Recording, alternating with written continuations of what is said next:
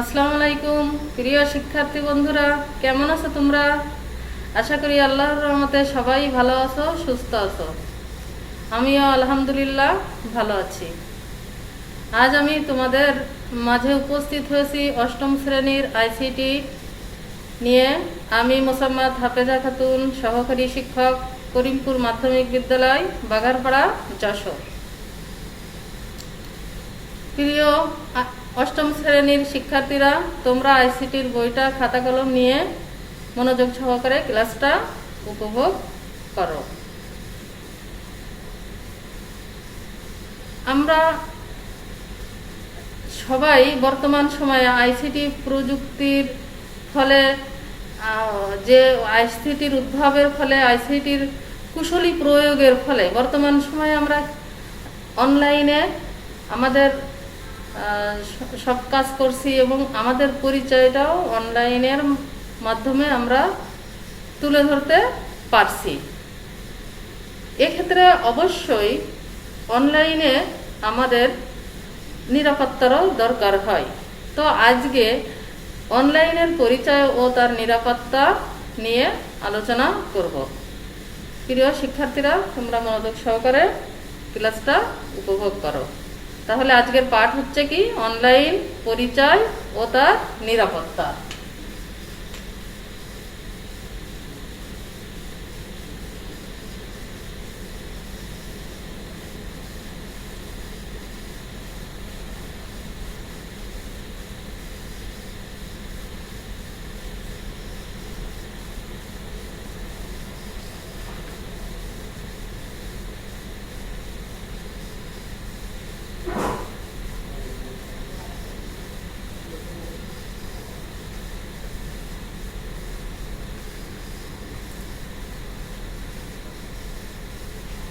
আমরা জানি যত দিন যাচ্ছে মানুষ তত বেশি ইন্টারনেট ব্যবহার করছে, আর ইন্টারনেটে শারীরিক উপস্থিতির প্রয়োজন হয় না। তাহলে ইন্টারনেটে শারীরিক উপস্থিতির প্রয়োজন হচ্ছে না। এমনকি মোবাইল ফোনে যেমন করে কণ্ঠস্বর শুনে বোঝা যায়, চেনা যায়, ইন্টারনেটে কিন্তু সেরকম কোনো সুযোগ নাই। তবে ইন্টারনেটে বা অনলাইনে বেশিরভাগ ব্যবহারকারী তার একটি স্বতন্ত্র সত্তা তুলে ধরেন। এটি হতে পারে সামাজিক যোগাযোগ সাইট, ব্লগ কিংবা অন্য কোনো ওয়েবসাইটে তাকে প্রকাশ করে। কি মাধ্যমে? তার একটা যে স্বতন্ত্র সত্তা সে কিভাবে তুলে ধরে?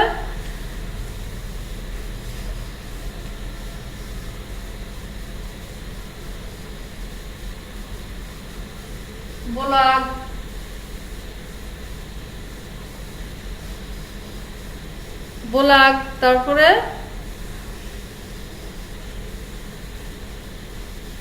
সামাজিক যোগাযোগ সাইট কিংবা ওয়েবসাইটের মাধ্যমে। তাহলে ব্লগ,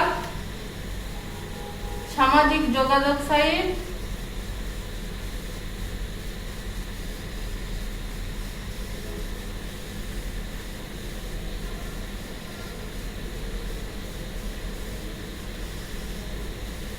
কিংবা ওয়েবসাইটের মাধ্যমে।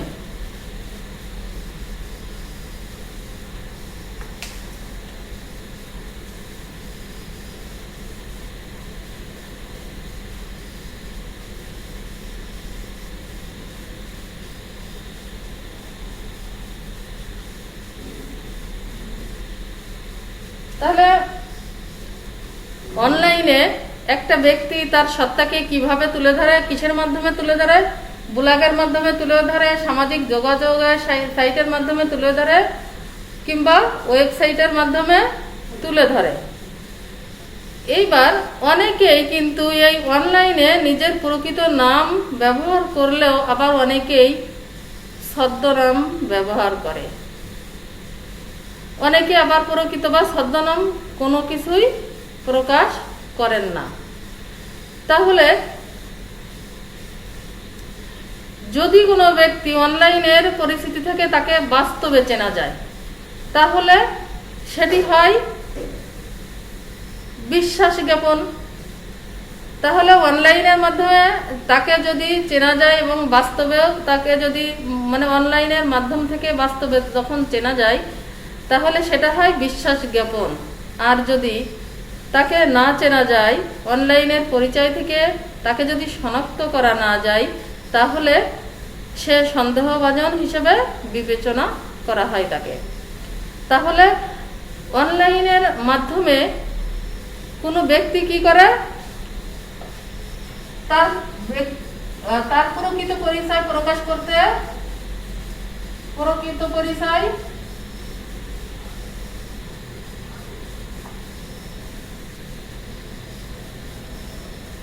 প্রকাশ করে,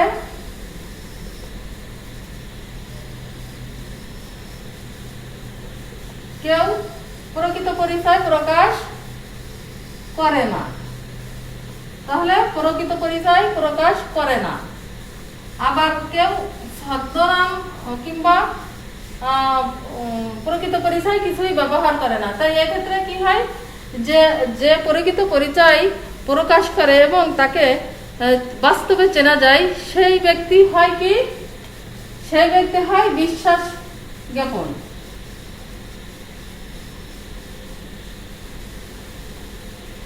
আর যে প্রকাশ করে না সে হয় সন্দেহভাজন।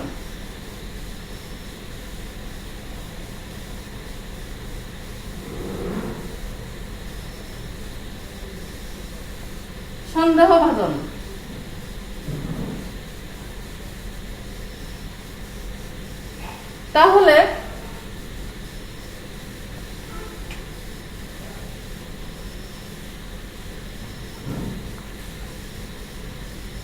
তাহলে অনলাইনে কেউ প্রকৃত পরিচয় প্রকাশ করে, সে বিশ্বাস জ্ঞাপন হয়, যে করে না সে হয় সন্দেহভাজন। তো একজন ব্যক্তির অনলাইনের পরিচয় বিভিন্ন মাধ্যমে সে পরিচিত হতে পারে। যে কোনো একটা মাধ্যম অথবা যে কোনো অনেকগুলো মাধ্যমেই সে পরিচিতি লাভ করতে পারে। কি কি মাধ্যমে পরিচিতি লাভ করতে পারে?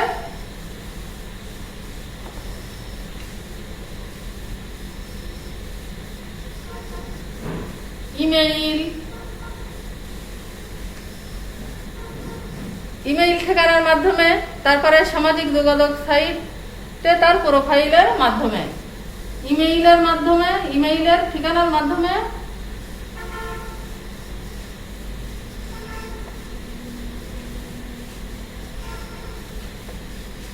আর কিসের মাধ্যমে? সামাজিক যোগাযোগ সাইটে তার প্রোফাইলের মাধ্যমে।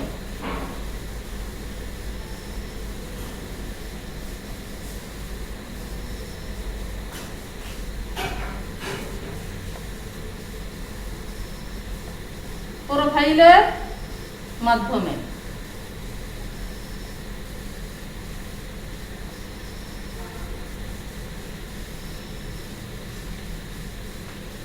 তাহলে যে অনলাইনের মাধ্যমে সে পরিচিত হতে পারে, ইমেইলের ঠিকানার মাধ্যমে পরিচিত হতে পারে, তারপরে সামাজিক যোগাযোগ সাইটে তার প্রোফাইলটা দেখেও সে পরিচিত হতে পারে। যেভাবেই সে পরিচয় পাক না কেন, প্রকাশ করুক না কেন, একজন ব্যবহারকারীকে তার পরিচয় সংরক্ষণ করার জন্য অবশ্যই সচেষ্ট থাকতে হবে। ইন্টারনেটে নিজের পরিচিতি সংরক্ষণ করার জন্য যে সকল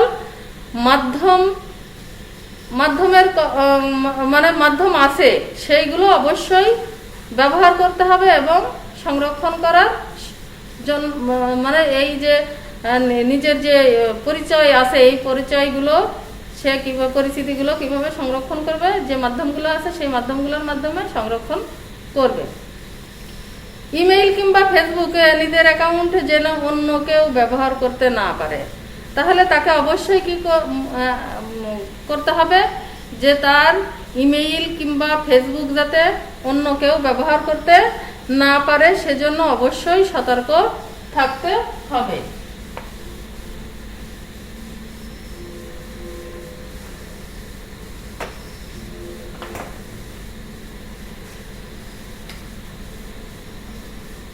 তাহলে ইমেইল অথবা ফেসবুক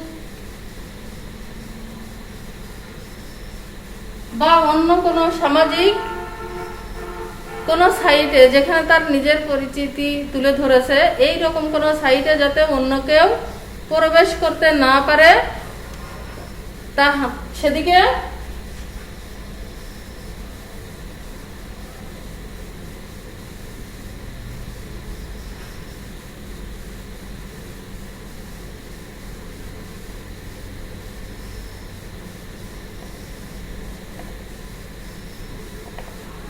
না পারে সেদিকে তাকে অবশ্যই কি করতে হবে, সচেষ্ট থাকতে হবে, অবশ্যই সতর্ক থাকতে হবে। আর এক্ষেত্রে প্রত্যেক সাইটে ঢোকার ক্ষেত্রে যে পাসওয়ার্ড ব্যবহার করা হয় সেটির গোপনীয়তা রক্ষা করতে হবে। তাহলে এই যে প্রবেশ করতে গেলে কি লাগে, পাসওয়ার্ড লাগে, পাসওয়ার্ড লাগে, তাই না?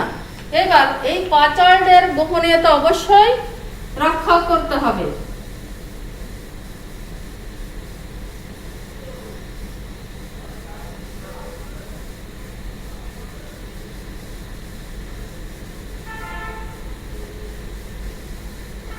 পাসওয়ার্ডের গোপনীয়তা অবশ্যই রক্ষা করতে হবে। আর পাসওয়ার্ডের গোপনীয়তা রক্ষা করার জন্য অবশ্যই কয়েকটা টিপস বা কৌশল আমাদের জানতে হবে। তাহলে পাসওয়ার্ডের গোপনীয়তা রক্ষা করতে হলে আমাদের যে কয়েকটা টিপস বা কৌশল আমাদের অবশ্যই জানা দরকার, আর সেগুলো এখন জানবো।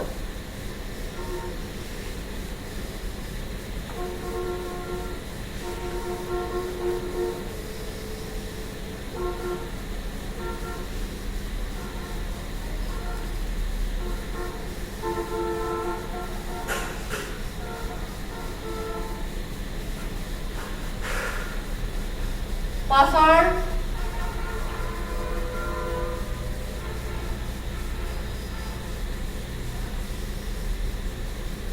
গোপনীয়তার কৌশল।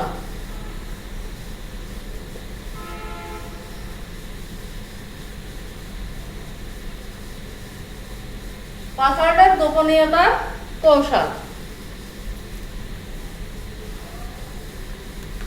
আমাদের অবশ্যই কি করতে হবে, পাসওয়ার্ড সংক্ষিপ্তর পরিবর্তে দীর্ঘ করতে হবে। 1 নম্বর কৌশল কি, সংক্ষিপ্ত পাসওয়ার্ডের পরিবর্তে দীর্ঘ পাসওয়ার্ড ব্যবহার করতে হবে।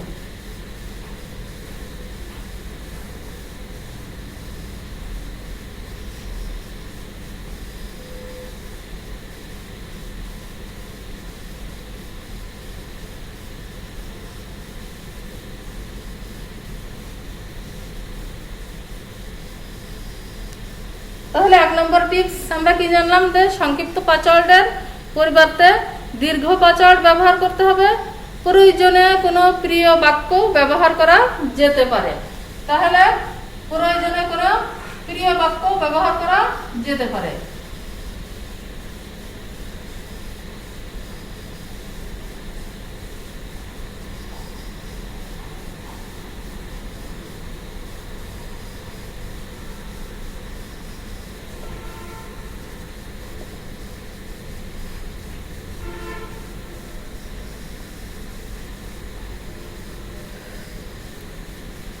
বিভিন্ন ধরনের বর্ণ ব্যবহার করা, অর্থাৎ কেবল ছোট হাতের অক্ষর ব্যবহার না করা। তার মানে বিভিন্ন ধরনের বর্ণ ব্যবহার করতে হবে, শুধুমাত্র ছোট হাতের অক্ষর কিংবা শুধুমাত্র বড় হাতের অক্ষর ব্যবহার না করা। বড় এবং ছোট হাতের অক্ষর মিলায়ে লেখা। তাহলে বিভিন্ন ধরনের বর্ণ ব্যবহার করা, অর্থাৎ কেবল ছোট হাতের অক্ষর ব্যবহার না করা বা বড় হাতের অক্ষর এবং ছোট হাতের বর্ণ ব্যবহার, মানে উভয়ই বর্ণ ব্যবহার করা যাবে, কিন্তু শুধুমাত্র ছোট হাতের অক্ষর কিংবা শুধুমাত্র বড় হাতের অক্ষর এগুলো ব্যবহার করা যাবে না, দুইটা মিলায়ে ব্যবহার করতে হবে। তাহলে 2 নম্বর টিপসটা কি,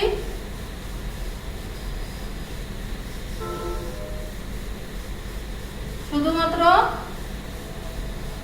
ছোট হাতের অক্ষর ব্যবহার করা যাবে না। অক্ষর বা বড় হাতের অক্ষর ব্যবহার করা যাবে না, ব্যবহার না করা। তাহলে শুধুমাত্র ছোট হাতের অক্ষর বা বড় হাতের অক্ষর ব্যবহার না করা। ছোট এবং বড় দুইটার সমন্বয়ে অবশ্যই ব্যবহার করা উচিত। আর শক্তিশালী পাঁচড় ব্যবহার করা অর্থাৎ শব্দ, বাক্য, সংখ্যা এবং প্রতীকের সমন্বয়ে পাঁচড় তৈরি করা। তাহলে শক্তিশালী পাঁচড় ব্যবহার করতে হবে। শক্তিশালী পাঁচড় ব্যবহার।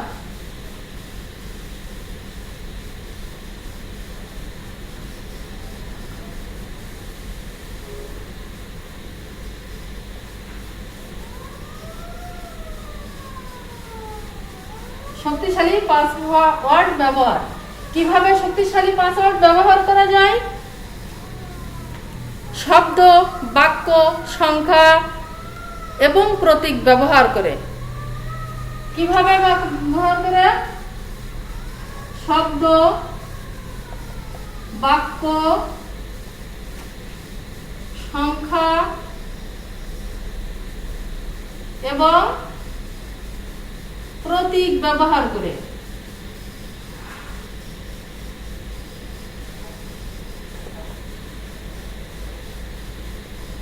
তাহলে শক্তিশালী পাসওয়ার্ড আমরা কিভাবে ব্যবহার করব? শব্দ, বাক্য, সংখ্যা এবং প্রতীকের সমন্বয়ে এটা ব্যবহার করব। যেমন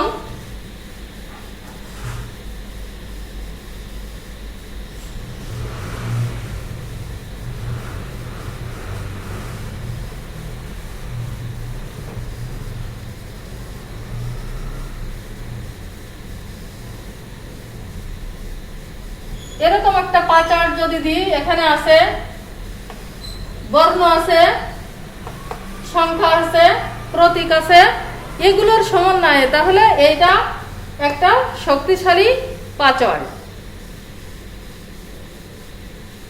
বেশিরভাগ অনলাইনে সাইটে পাসওয়ার্ডের শক্তিমত্তা যাচাইয়ের ব্যবস্থা আছে। যখন পাসওয়ার্ড দেওয়া হয় অনলাইনের ইমেইল বলো আর সামাজিক যোগাযোগ সাইটের বিভিন্ন মাধ্যম বলো, যে ফেসবুক বলো, টুইটার বলো, সেখানে যখন পাসওয়ার্ডটা ব্যবহার করা হয় শক্তিমত্তা যাচাইয়ের একটা সুযোগ থাকে।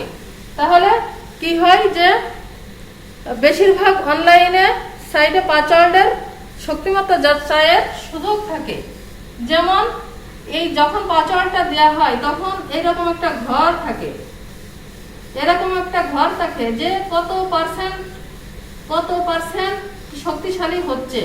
এরকম যখন পুরোপুরি শক্তিশালী হয় তখন ঘরটা পরিপূর্ণ হয়ে যায়, আর যখন শক্তিশালী হয় না তখন দেখায় যে এত পার্সেন্ট হয়েছে। এরকম একটা ব্যবস্থা থাকে, যে কিছু বাকি আছে, এরকম একটা ব্যবস্থা থাকে। তাহলে বেশিরভাগ অনলাইনের সাইটে যখন পাসওয়ার্ড ইউজ করা হয়, যখন পাসওয়ার্ডটা দেওয়া হয় তখন সেখানে কতটুকু শক্তিশালী হলো সেটা ব্যবস্থা থাকে। এরকম একটা চিহ্ন আসে, ঘর চিহ্ন, সেখানে কতটুকু ফিল আপ হলো সেটা দেখা যায়। তো ওইটা দেখে বোঝা যায় যে আমার পাসওয়ার্ডটা কতটা শক্তিশালী। অনেকেই কি করে সাইবার ক্যাফেতে যেয়ে তারা সাইবার ক্যাফেতে বিভিন্ন অনলাইনে মনে করো যে ইমেইল কিংবা সামাজিক যোগাযোগ সাইটে তারা সেখানে লগ ইন করে, কিন্তু লগ আউট না করলে অন্য কেউ সেটা ব্যবহার করতে পারে। সেক্ষেত্রে কি করতে হবে? ক্যাফেতে ব্যবহার করে লগ আউট করা, অবশ্যই লগ আউট করা।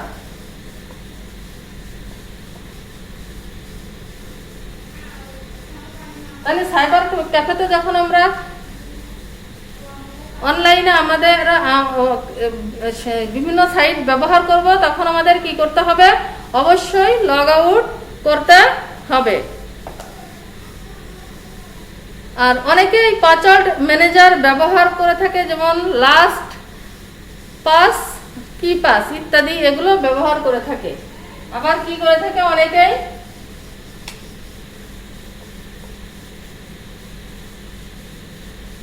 পাসওয়ার্ড ম্যানেজার,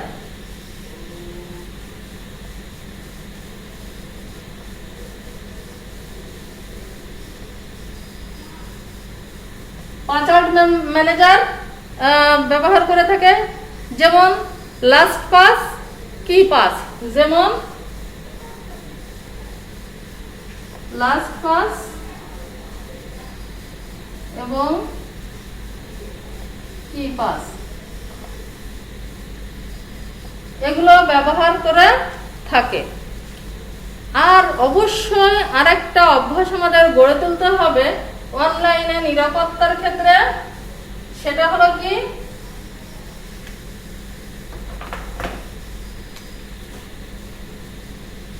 অবশ্যই পাসওয়ার্ড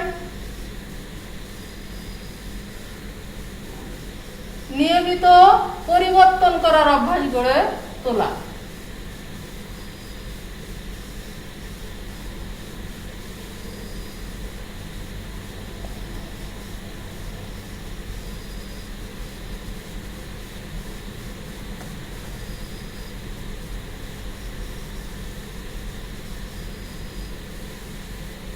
তাহলে অবশ্যই আমাদের যে কাজটা করতে হবে যে পাসওয়ার্ড আমাদের নিয়মিত পরিবর্তন করতে হবে, আর এই পরিবর্তন করার অভ্যাসটা আমাদের অবশ্যই থাকতে হবে, তাহলে আমরা অনলাইনে নিরাপদ থাকতে পারবো।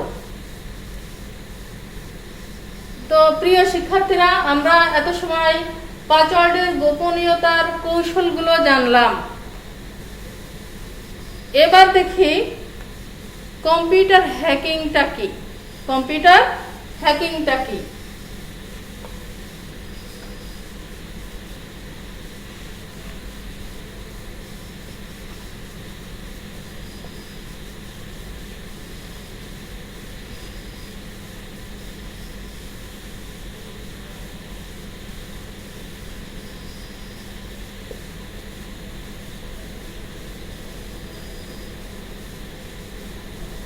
কম্পিউটার হ্যাকিং, হ্যাকিং বলতে বোঝানো হয় সংশ্লিষ্ট কর্তৃপক্ষ বা ব্যবহারকারীর বিনা অনুমতিতে তার কম্পিউটার সিস্টেমে বা নেটওয়ার্কে প্রবেশ করে। যারা এই কাজ করে তাদেরকে বলা হয় কম্পিউটার হ্যাকার। তাহলে হ্যাকার কি? যে কম্পিউটার হ্যাকার কারা? যারা হ্যাকিং করে। আর হ্যাকিংটা কি? হ্যাকিংটা হচ্ছে যদি কেউ কর্তৃপক্ষের অনুমতি ছাড়াই তার কম্পিউটার সিস্টেম বা নেটওয়ার্কে প্রবেশ করে, তার কম্পিউটার সিস্টেম বা নেটওয়ার্কে প্রবেশ করে, তাকে হ্যাকিং বলে। আর যারা এই কাজটা করে তাদেরকে হ্যাকার বলা হয়। তাহলে হ্যাকিংটা কি? হ্যাকিংটা হচ্ছে যারা কর্তৃপক্ষের বিনা অনুমতিতে কারোর কম্পিউটার সিস্টেম বা নেটওয়ার্কে প্রবেশ করে, এটাকে বলা হয় হ্যাকিং। আর যারা এই কাজটা করে তাদেরকে হ্যাকার বলা হয়। তো নানাবিধ কারণে একজন হ্যাকার অন্যের কম্পিউটার সিস্টেমে, নেটওয়ার্কে বা ওয়েবসাইটে অনুপ্রবেশ করতে পারে। এটা হতে পারে। তাহলে হ্যাকিংটা কি? অন্যের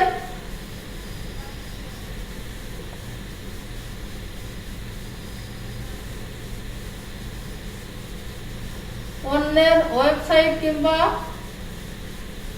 অন্যের কম্পিউটার সিস্টেম কিংবা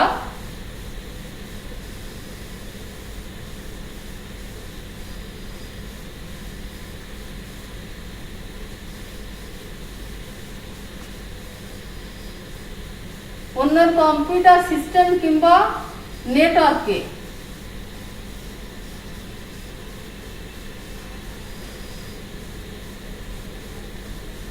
কর্তৃপক্ষের বিনা অনুমতিতে প্রবেশ করে।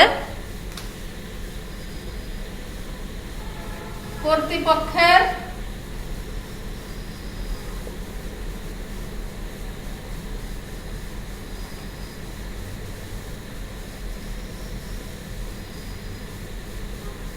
বিনা অনুমতিতে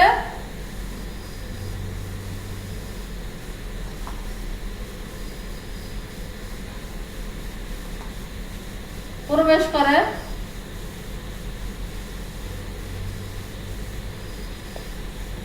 তাকে হ্যাকিং বলে। হ্যাকিং বলে। তাহলে হ্যাকিংটা কি? কর্তৃপক্ষের বিনা অনুমতিতে যদি তার কম্পিউটার সিস্টেম বা নেটওয়ার্কে ঢুকে পড়ে তাহলে হ্যাকিং বলে। আর যে এই কাজটা করে তাকে হ্যাকার বলা হয়। নানাবিধ কারণে একজন হ্যাকার এই কাজটা করে থাকে। তো এর মধ্যে অসৎ উদ্দেশ্য থাকতে পারে। উদ্দেশ্য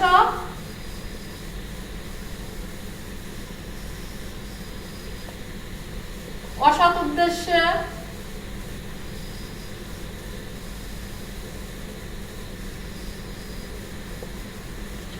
উদ্দেশ্যে থাকতে পারে। তারপরে অর্থ উপার্জনের একটা ব্যাপার আছে। অর্থ উপার্জন এবং হ্যাকিং এর মাধ্যমে একজন ব্যক্তির প্রতি কখনো কখনো প্রতিবাদ কিংবা চ্যালেঞ্জ। তাহলে অসৎ উদ্দেশ্যে থাকতে পারে অর্থ উপার্জনের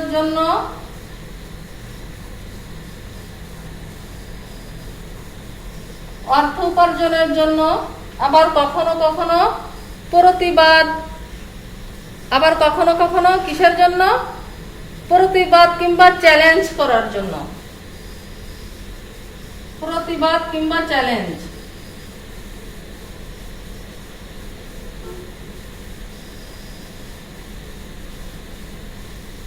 প্রতিবাদ কিংবা চ্যালেঞ্জের জন্য কেউ এই কাজটা করে থাকে।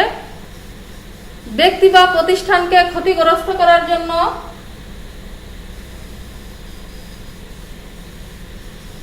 ব্যক্তি বা প্রতিষ্ঠানকে ক্ষতিগ্রস্ত করার জন্য।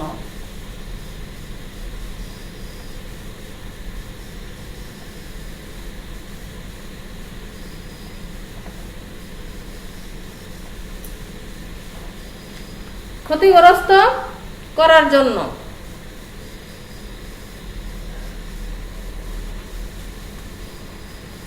বা হেয় প্রতিপন্ন করার জন্য, নিরাপত্তা বিঘ্নিত করা ইত্যাদি বিভিন্ন কারণে এইগুলো করতে পারে। হেয় প্রতিপন্ন করার জন্য,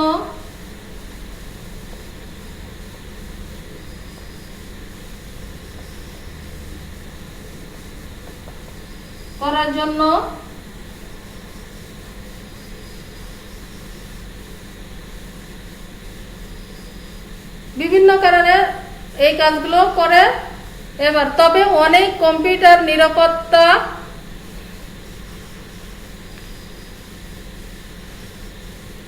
বিশেষজ্ঞরা হ্যাকারদের ক্র্যাকার হিসেবে চিহ্নিত করতে পছন্দ করেন। তাহলে তবে অনেক কম্পিউটার নিরাপত্তা বিশেষজ্ঞরা কি করে? হ্যাকারদেরকে ক্র্যাকার হিসেবে চিহ্নিত করতে পছন্দ করেন।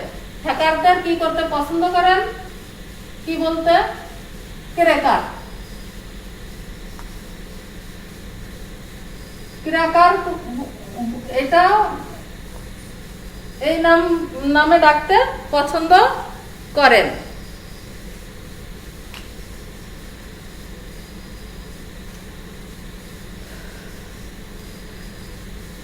তবে বিশ্বব্যাপী কম্পিউটার সিস্টেমে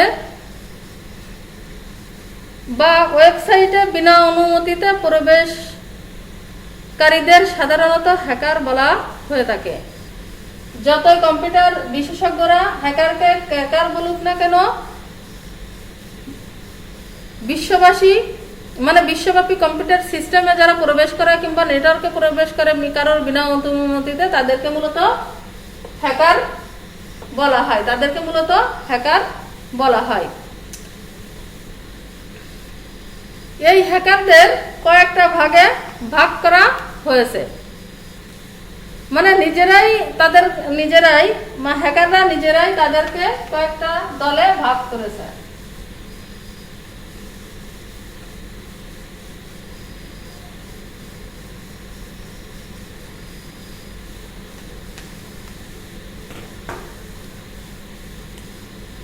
একটা আছে white hat hacker.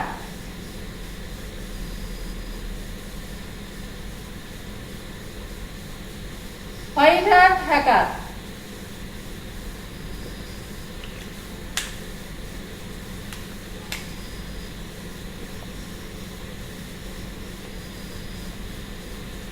Grey hat hacker, grey hat hacker আর হচ্ছে black hat hacker. Black hat hacker. এবার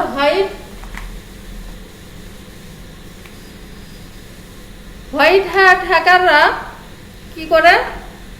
এরা কম্পিউটার সিস্টেমে ঢুকে নিরাপত্তার ছিদ্র খুঁজে বের করে। এদেরকে হোয়াইট হ্যাট হ্যাকার বলা হয়। এরা কি করে? কম্পিউটার সিস্টেমে ঢুকে সেখানকার নিরাপত্তার ছিদ্র খুঁজে বের করে। এরা সৎ উদ্দেশ্য নিয়েই এদেরকে হোয়াইট হ্যাকার বলা হয়। আবার এদের আরেকটা নামও আছে, হোয়াইট হ্যাকার দেওয়ার এথিক্যাল হ্যাকারও বলা হয়। এথিক্যাল হ্যাকারও বলা হয়। অন্যদিকে অসৎ উদ্দেশ্যে যারা হ্যাক করে থাকে তাদেরকে ব্ল্যাক হ্যাট হ্যাকার বলে। এটা ব্ল্যাক হ্যাট হ্যাকাররা কি করে? অসৎ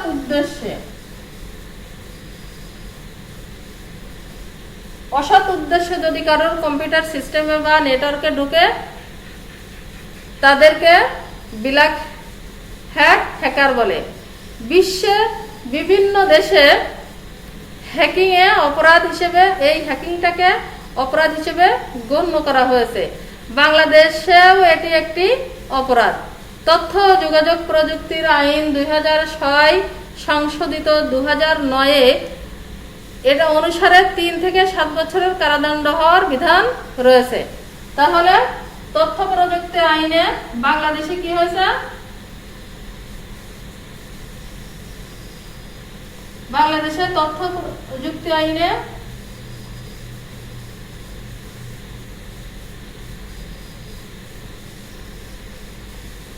হ্যাকিং এর জন্য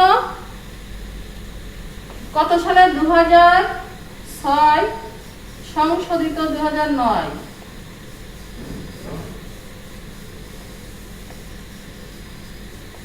অনুযায়ী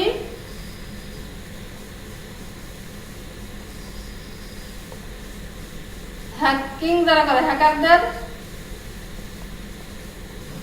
3 থেকে 7 বছরের কারাদণ্ডের বিধান রয়েছে।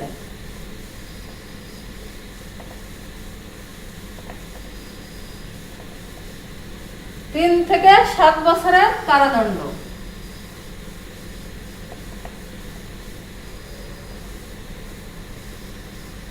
কারাদণ্ডের বিধান রয়েছে। প্রিয় শিক্ষার্থীরা, আজকে আমরা অনলাইনের পরিচয় ও তার নিরাপত্তার বিষয়ে জানলাম। তো আমরা কি জানলাম? যে অনলাইনে আমাদের একটা নিজস্ব পরিচয় আছে, সেখানে তার সত্তা প্রকাশ করে থাকে। আর এখানে অবশ্যই নিরাপত্তারও একটা ব্যাপার আছে। কেউ যাতে কারোর নেটওয়ার্ক সিস্টেমে ঢুকে ক্ষতি না করে সেদিকে অবশ্যই লক্ষ্য রাখতে হবে। আর এই কারণেই অবশ্যই কিছু আমরা তো সবাই অনলাইনে আমাদের ওয়েবসাইট আছে, কিংবা আমাদের সামাজিক যোগাযোগ সাইট আছে, কিংবা বিভিন্ন ব্লগ আছে, ইমেইল আছে। এই জায়গায় আমাদের অবশ্যই পাসওয়ার্ড দিতে হয়। তো প্রিয় শিক্ষার্থীরা, তোমরা জানো যে এই পাসওয়ার্ড দিতে আমাদের অবশ্যই খেয়াল রাখতে হবে। আমাদের কতগুলো আমরা কৌশল জানলাম। কি জানলাম? যে অবশ্যই সংক্ষিপ্ত পাসওয়ার্ডের পরিবর্তে দীর্ঘ পাসওয়ার্ড ব্যবহার করতে হবে। আর বিভিন্ন ধরনের বর্ণ ব্যবহার করতে হবে, ছোট বড় মিশায়ে। ছোট কিংবা বড়, শুধুমাত্র ছোট কিংবা বড় দেওয়া যাবে না। আর অবশ্যই শক্তিশালী পাঁচওয়ার্ড ব্যবহার করতে হবে। তো শক্তিশালী পাঁচওয়ার্ডটা কি? শক্তিশালী পাঁচওয়ার্ড হচ্ছে সংখ্যা, বর্ণ, শব্দ, বাক্য, চিহ্ন, প্রতীক, বিভিন্ন রকমের, এইগুলো দিয়ে একটা শক্তিশালী পাঁচওয়ার্ড ব্যবহার করা যায়। বেশিরভাগ অনলাইনের সাইটে যখন পাঁচওয়ার্ডটা সেটিং করা হয় তখনই কিন্তু একটা নিচে দেখবা যে একটা পরিমাপ করার একটা ঘর আসে, যে কতটুকু ফিল আপ হলো, কত পার্সেন্ট তোমার হলো, শক্তিশালী হলো, সেটা আছে। ওইটা যদি ফিল আপ হয়ে যায় তাহলে বুঝবা যে তোমার পাঁচওয়ার্ডটা শক্তিশালী হয়েছে। বেশিরভাগ ক্ষেত্রে তো ওই ব্যবস্থায় আছে। আর অনেকেরই সাইবার ক্যাফে যে কিংবা অন্য কোথাও যে ইউনিয়নের তথ্য সেবা, বিভিন্ন তথ্য সেবা কেন্দ্রে যে তারা ওয়েবসাইট ব্যবহার করে থাকে, তাদের সামাজিক যোগাযোগ সাইট ব্যবহার করে থাকে, কিন্তু সেখানে যদি লগ আউট করে না হয় অন্য কেউ সেখানে প্রবেশ করতে পারে তোমার ওয়েবসাইটে কিংবা তোমার সামাজিক যোগাযোগ সাইটে গিয়ে কোনো আপত্তিকর কিছু করতে পারে। সেক্ষেত্রে অবশ্যই কি করতে হবে, সেখান থেকে ফিরে আসার সময় সেই যেটাতেই তুমি প্রবেশ করো না কেন সেটাতে লগ আউট করতে হবে। আর অনেকেই পাসওয়ার্ড ম্যানেজার ব্যবহার করে থাকে, যেমন লাস্ট পাস, কি পাস ইত্যাদি, এগুলো ব্যবহার করা যেতে পারে। আর একটা জিনিস অবশ্যই অবশ্যই কি করতে হবে, নিয়মিত পাসওয়ার্ড পরিবর্তনের অভ্যাস গড়ে তুলতে হবে। তো আমরা দেখলাম যে আসলে এইগুলো আমরা যদি না করি, আমাদের পাসওয়ার্ড যদি দুর্বল থাকে তাহলে সেখানে কিন্তু অনুপ্রবেশকারীরা সহজে ঢুকতে পারে। আর যারা বিনা অনুমতিতে, কর্তৃপক্ষের বিনা অনুমতিতে তার কম্পিউটার সিস্টেম কিংবা তার নেটওয়ার্কে ঢুকে পড়ে, সেখানে নানান রকম কাজের বিঘ্নিত করে, সেক্ষেত্রে একটা সমস্যা থাকতেই পারে। আর এই জন্য অবশ্যই শক্তিশালী পাসওয়ার্ডের দরকার। আমরা দেখলাম যে হ্যাকার কয় ধরনের হয়, যে white hat hacker, black hacker আর গ্রে হ্যাট হ্যাকার। তো হোয়াইট হ্যাট হ্যাকাররা কি, তারা কোনো অসৎ উদ্দেশ্যে না, সিস্টেমের নিরাপত্তার ছিদ্র খুঁজে বের করার জন্য মূলত তারা সিস্টেমে প্রবেশ করে। আর অসৎ উদ্দেশ্যের জন্য ব্ল্যাক হ্যাট হ্যাকাররা করতে পারে। তা এই হ্যাকাররা কেন হ্যাকিং করে? হতে পারে তাদের কোনো অসৎ উদ্দেশ্য, হতে পারে অর্থ উপার্জনের জন্য কিংবা কোনো প্রতিবাদ করার জন্য, চ্যালেঞ্জের জন্য, কোনো প্রতিষ্ঠানকে আর্থিকভাবে ক্ষতিগ্রস্ত করার জন্য। এই সব কারণে কিন্তু হ্যাকিংটা করতে পারে। আমরা দেখেছি যে বাংলাদেশেও হ্যাকিংটাকে অপরাধ হিসেবে গণ্য করা হয় এবং সারা বিশ্বে এই হ্যাকিংটাকে অপরাধ হিসেবে গণ্য করা হয়। তো বাংলাদেশের তথ্য প্রযুক্তির আইনে 2006 থেকে 2006 সংশোধিত 2009 এই যারা হ্যাক করে থাকে তাদেরকে 3 থেকে 7 বছরের কারাদণ্ডের বিধান রয়েছে। তো প্রিয় শিক্ষার্থীরা, এই ছিল আমাদের আজকের আলোচ্য বিষয়। আশা করি তোমরা বুঝতে পেরেছ। একটা বাড়ির কাজ দিয়ে আমি আমার ক্লাসটা শেষ করব। তোমরা বাড়ির কাজটা খাতায় লিখে নাও।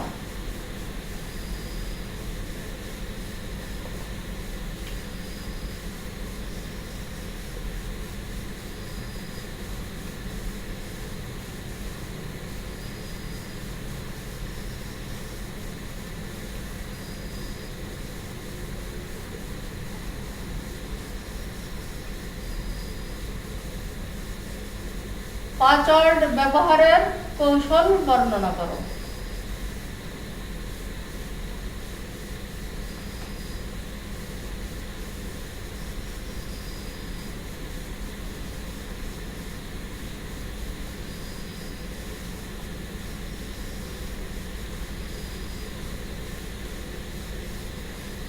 প্রিয় শিক্ষার্থীরা, তোমরা বাড়ির কাজটা যত্ন সহকারে রেডি করবা। আজ এই পর্যন্তই। ভালো থাকো, সুস্থ থাকো।